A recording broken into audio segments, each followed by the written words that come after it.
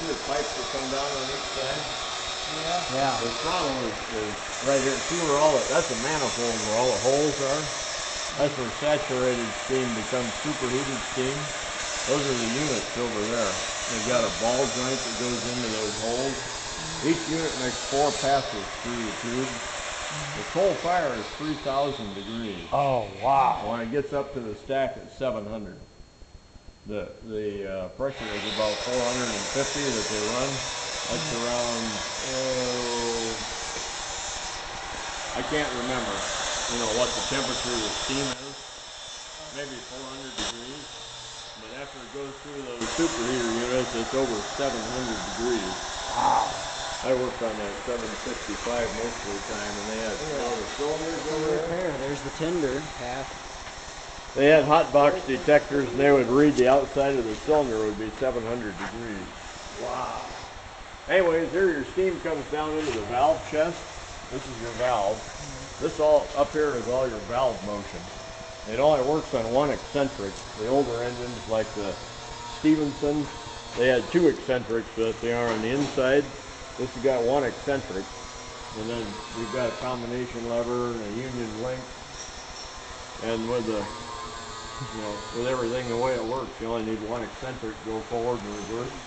Now, what type of valve gear does this have on it? No, this is Walshart? Baker. This is Baker. Baker. It's a modern Baker. Hey, Brendan, these are Beautiful. These are as tall as these drivers are as tall as you.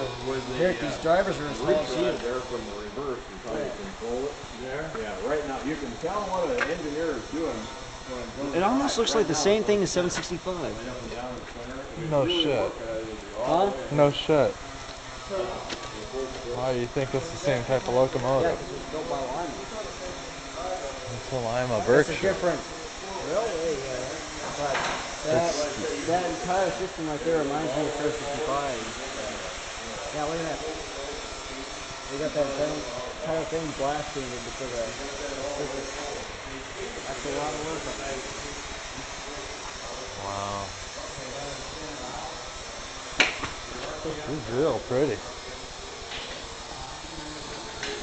This is a good view.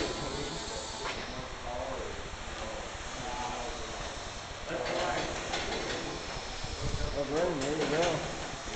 Buy that from Maccabee and QC. That is.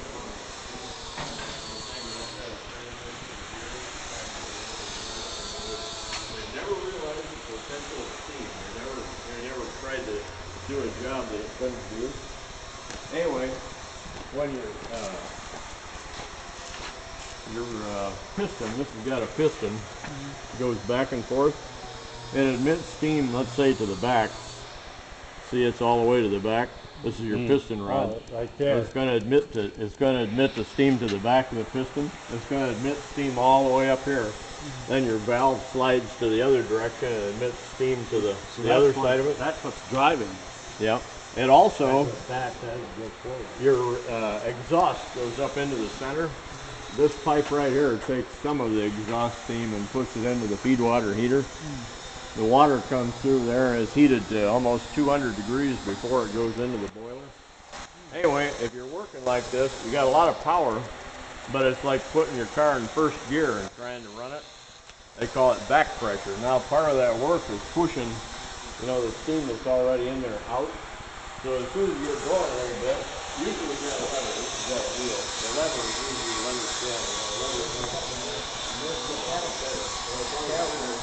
Huh? What was that color of the Cow catcher. Huh? Cow catcher. So they don't roll under it.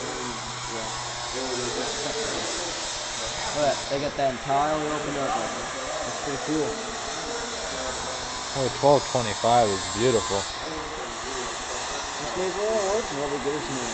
She's a monster.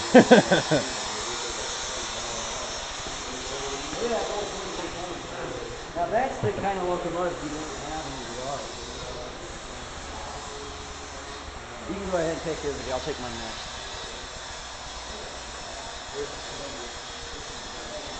There's absolutely nothing wrong with it.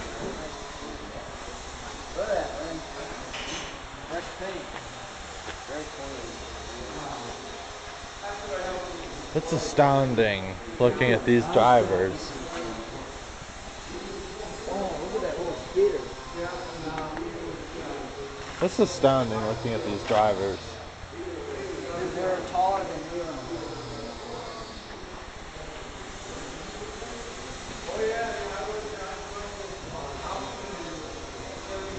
Hey, come here.